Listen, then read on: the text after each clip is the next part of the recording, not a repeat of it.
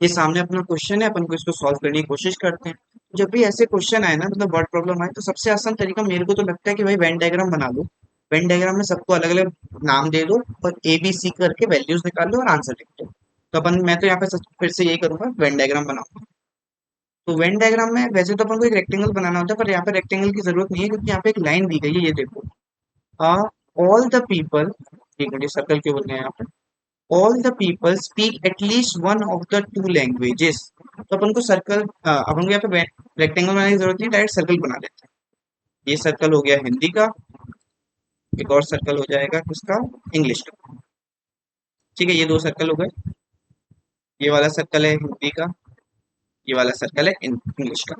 सबको अलग अलग नाम भी दे देते हैं, नाम मैं अलग अलग पेन से देता हूँ, मुझे अच्छा लगता है। तो ये हो जाएगा ए, ये हो जाएगा बी, और ये हो जाएगा सी। ठीक है, ए बी सी अलग अलग कलर से हैं और अलग अलग मतलब है सबका। सबसे पहले तो इनका मतलब लिख दे रहा हूं मैं, क्या है, सी।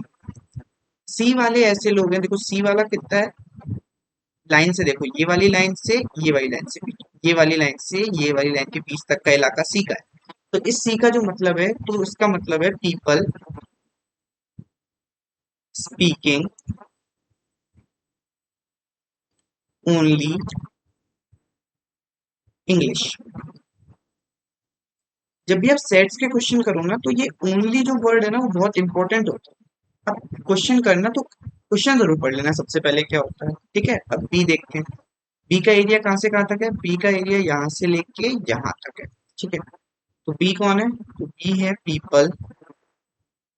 देखो बी जो है वो ए वाले सर्कल के बीच में भी, ए वाले सर्कल में भी आ रहा है और सी वाले सर्कल में भी आ रहा है। तो क्या मतलब हो गया इसका, मतलब वो एक इस सर्कल में भी है, इस वाले सर्कल में भी है, इस वाले सर्कल में भी है, तो मतलब वो हिंदी भी बोलता है और इंग्लिश भी बोलता है, सिंपल। यही मतलब है इसका, people speaking both the languages, both the language. ठीक है, अब क्या है, अब ए बचा। ए का क्या मतलब होगा, जैसे सी का मतलब पीपल स्पीकिंग ओनली इंग्लिश था, तो ऐसे ही ए का मतलब होगा पीपल स्पीकिंग ओनली, लेफ्ट वाला सर्कल हिंदी का है और ए का एरिया यहाँ से लेके यहाँ तक है, पीपल स्पीकिंग ओनली हिंदी। तो ये हो गया ए का मतलब। अब देखते हैं कि क्वेश्चन ने अपन को क्या क्या दे रखा है। क्वेश्चन ने अपन को दे रखा है कि टोटल 50 लोग हैं, तो यहाँ से A plus B plus C is equal to 50 हो गया, ये तो सबसे पहली बात है। ठीक है, अब फिर क्या बोला है, फिर बोला है 50 में से 35 लोग ऐसे हैं जो हिंदी बोलते हैं। अपनी कैलकुलेशन के हिसाब से ए वाले भी हिंदी बोलते हैं और बी वाले भी हिंदी बोलते हैं।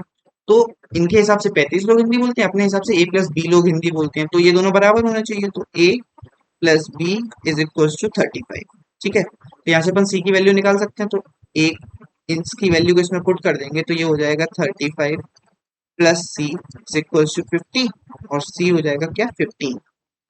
तो इसमें देखो एक क्वेश्चन का तो आंसर मिल गया अपन को। ये वाला जो क्वेश्चन है ना, how many people speak only English but not Hindi, तो ये सी, पीपल स्पीकिंग ओनली इंग्लिश, तो 15 आंसर हो गया कि ऐसे लोग जो सिर्फ इंग्लिश बोलते हैं वो 15 है। अब फिर इनने पूछा गया है how many people speak English.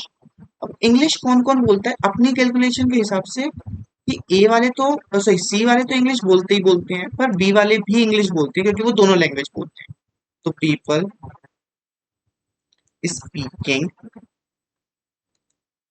English, मैंने आपसे बोला ना इंग्लिश ओनली और इंग्लिश में बहुत अंतर हो जाता है। अगर वो इंग्लिश ओनली बोलता है तो सिर्फ सी है, और अगर वो इंग्लिश बोल रहा है तो उसका मतलब है सी प्लस बी। ठीक है, सी की वैल्यू अपने पास 15 है ही।